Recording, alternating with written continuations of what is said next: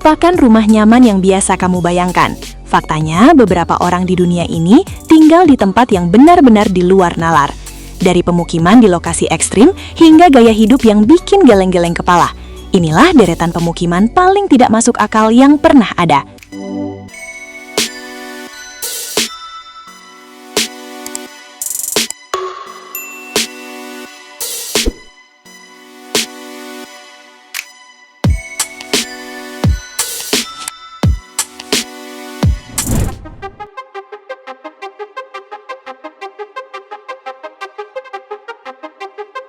Bayangkan sebuah pemukiman yang tidak berpijak pada tanah yang solid, melainkan menggantung kokoh di atas aliran sungai.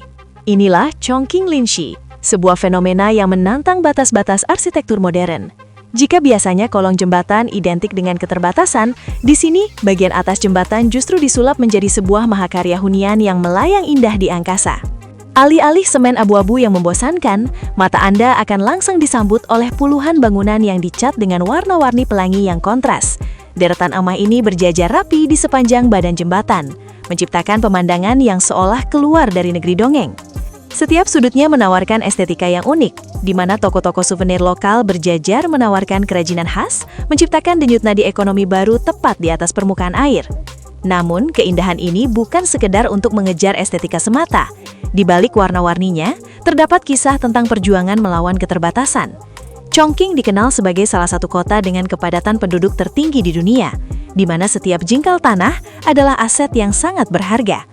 Tangan dingin masyarakat setempat akhirnya melahirkan inovasi radikal, mengubah fungsi jembatan yang semula hanya sebagai sarana penyeberangan menjadi fondasi kehidupan. Ini adalah cara masyarakat Chongqing menyiasati ruang, membuktikan bahwa kreativitas manusia tidak akan pernah mati meski dalam tekanan lahan yang kian sempit. Kini, jembatan ini telah bertransformasi, lebih dari sekedar penghubung dua sisi sungai. Ia telah menjadi pusat kehidupan baru, sebuah destinasi ikonik yang menarik ribuan pasang mata setiap tahunnya.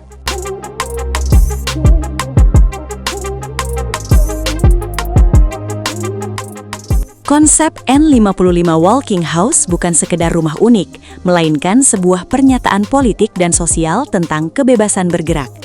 Proyek yang dikembangkan oleh kelompok seni asal Denmark, N55, bekerja sama dengan para insinyur dari Massachusetts Institute of Technology atau MIT ini, menawarkan gaya hidup nomaden modern yang benar-benar radikal. Walking House dirancang bagi mereka yang tidak ingin terikat pada satu koordinat peta. Dengan tinggi sekitar 3,5 meter, rumah berbentuk heksagonal ini menggabungkan teknologi robotika canggih dengan konsep hunian berkelanjutan. Berbeda dengan motorhome atau karavan yang menggunakan roda, Walking House menggunakan 6 kaki hidrolik yang memberikan keunggulan unik. Kaki-kaki ini memungkinkan rumah berjalan di atas tanah berbatu, rawa, atau padang rumput tanpa merusak ekosistem di bawahnya. Rumah ini bergerak dengan kecepatan sekitar 60 meter per jam. Kecepatan ini memang sangat lambat, namun tujuannya memang bukan untuk balapan, melainkan untuk menikmati perjalanan secara meditatif.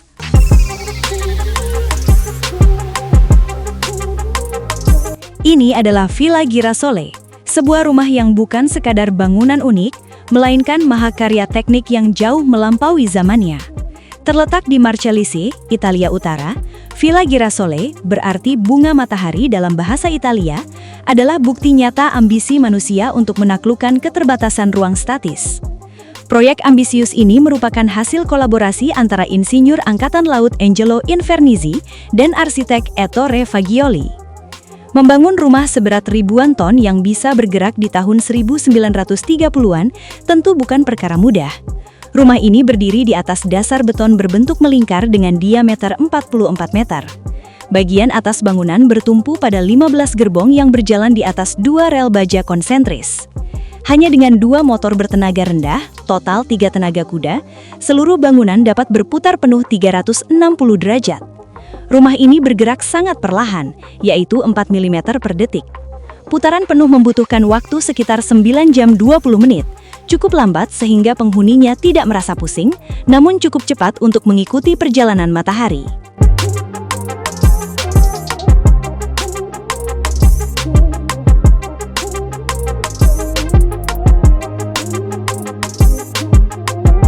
Bayangkan tinggal di sebuah tempat di mana tanah yang Anda injak secara teknis adalah sumbat dari sebuah raksasa yang sedang tertidur. Aogashima adalah pulau vulkanik di Laut Filipina yang merupakan bagian dari prefektur Tokyo, meskipun letaknya sekitar 358 km ke arah selatan dari ibu kota. Aogashima memiliki fenomena geologi langka yang disebut double volcano atau gunung berapi ganda. Seluruh pulau ini sebenarnya adalah kawah besar bernama Ikenosawa. Di tengah-tengah pemukiman, muncul kerucut vulkanik baru bernama Gunung Maruyama yang masih mengeluarkan uap panas hingga saat ini. Ketakutan yang menyelimuti pulau ini bukan tanpa alasan. Pada Mei 1785, gunung ini meletus dengan dahsyat. Dari sekitar 327 penduduk, hampir setengahnya tewas dalam bencana tersebut. Selama 50 tahun, Aogashima menjadi pulau mati tanpa penghuni. Baru pada tahun 1835, keturunan para pengungsi memberanikan diri kembali untuk menetap, sebuah peristiwa yang dikenal sebagai Zanshu. Tinggal di Aogashima adalah tentang menghargai keheningan dan menerima bahwa manusia hanyalah tamu kecil di atas kekuatan alam yang masif.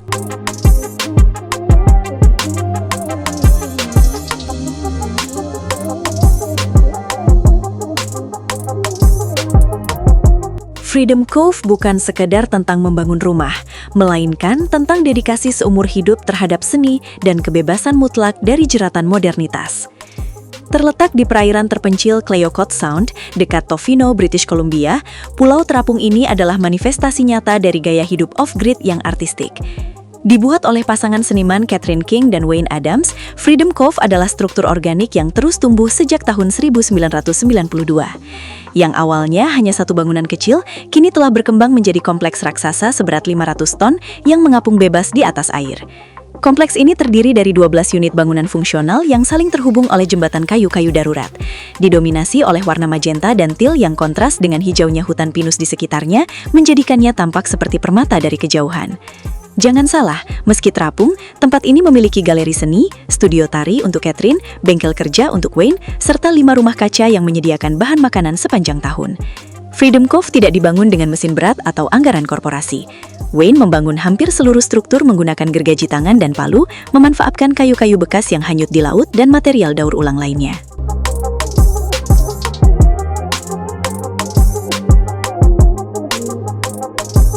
Di negara Yaman, terdapat kota atau pemukiman unik yang dikenal dengan nama Shibam. Sekilas, kota ini terlihat seperti kota lain pada umumnya, yang penuh dengan gedung tinggi. Bahkan, kota ini mendapat julukan Chicago di padang pasir. Gedung-gedung di Shibam bisa mencapai tinggi hingga 30 meter dengan 7 hingga 8 lantai. Namun yang menarik, gedung-gedung di sini tidak terbuat dari beton seperti gedung pada umumnya, melainkan dari tanah liat. Gedung-gedung di Shibam dibangun menggunakan teknik tradisional dengan bata tanah liat yang dihasilkan dari lumpur, jerami, dan bahan alami lainnya. Selain itu, Shibam juga dikenal sebagai kota pencakar langit tertua di dunia karena sudah ada sejak 2000 tahun yang lalu. Bayangkan, ribuan tahun sebelum beton ditemukan, manusia sudah berhasil membangun metropolitan di tengah gersangnya gurun pasir. Shibam bukan sekedar tumpukan tanah liat, tapi bukti nyata bahwa keterbatasan material bukanlah penghalang bagi ambisi manusia untuk menyentuh langit.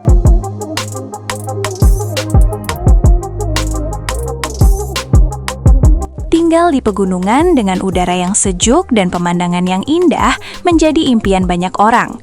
Namun, kehidupan di pegunungan tidak selalu mudah, seperti yang dialami oleh penduduk di sebuah pemukiman yang terletak di lereng gunung ini. Akses jalan yang berkelok-kelok dan terjal menjadi tantangan sehari-hari bagi mereka. Untuk mencapai kota, penduduk harus menempuh perjalanan yang melelahkan dan memakan waktu lama. Belum lagi resiko longsor yang bisa terjadi kapan saja.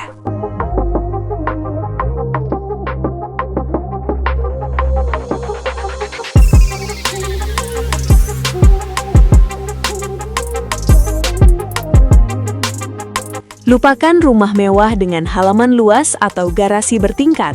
Ini bukan sisa-sisa bangunan korban banjir, apalagi rumah yang hanyut terbawa arus samudra. Selamat datang di Just Room Enough Island, pulau berpenghuni terkecil di dunia yang terletak di antara perbatasan Amerika Serikat dan Kanada. Sesuai namanya, pulau ini hanya menyediakan ruang yang pas-pasan. Ukurannya hanya sekitar 300 meter persegi, hampir setara dengan satu lapangan tenis. Begitu kaki kamu melangkah keluar pintu, kamu langsung menyentuh air sungai. Pulau ini dibeli oleh keluarga Sysland pada tahun 1950-an. Tujuan mereka sederhana, membangun tempat pelarian yang tenang dari hiruk-pikuk dunia. Namun ironisnya, karena keunikannya, tempat ini justru menjadi magnet bagi turis dan fotografer dari seluruh dunia.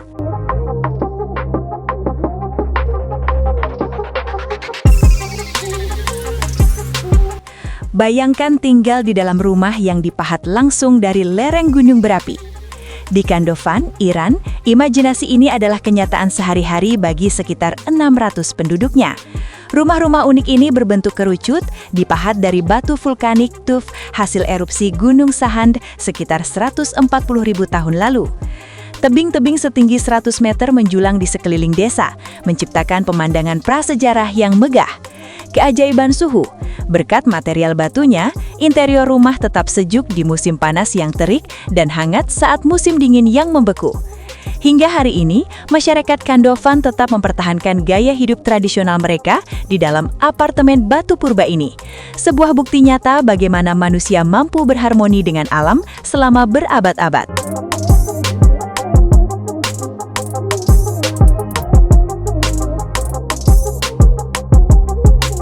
Santa Cruz del Islote adalah potret nyata tentang bagaimana manusia bisa beradaptasi dalam keterbatasan ruang yang ekstrim.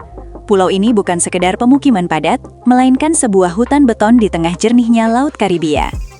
Santa Cruz del Islote ibarat labirin manusia di tengah samudra. Terletak di Kepulauan San Bernardo, lepas pantai Kolombia, pulau ini memiliki kepadatan penduduk yang 4 kali lipat lebih tinggi dari New York City. Dengan luas hanya sekitar 0,012 km persegi atau setara 2 lapangan sepak bola, hampir tidak ada jengkal tanah yang tersisa tanpa bangunan. Sekitar 97 rumah dibangun berhimpitan, bahkan beberapa bagian rumah menjulang di atas air. Satu-satunya area terbuka adalah sebuah lapangan kecil seukuran setengah lapangan basket yang menjadi pusat gravitasi sosial bagi anak-anak dan orang dewasa. Meski sesak, tingkat kriminalitas di sini nyaris nol. Penduduknya tidak merasa terkekung. Mereka justru merasa aman karena semua orang saling mengenal.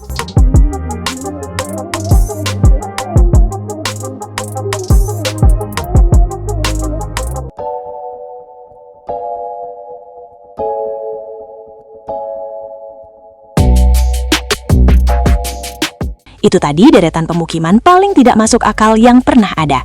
Dan terima kasih sudah menonton, jangan lupa subscribe.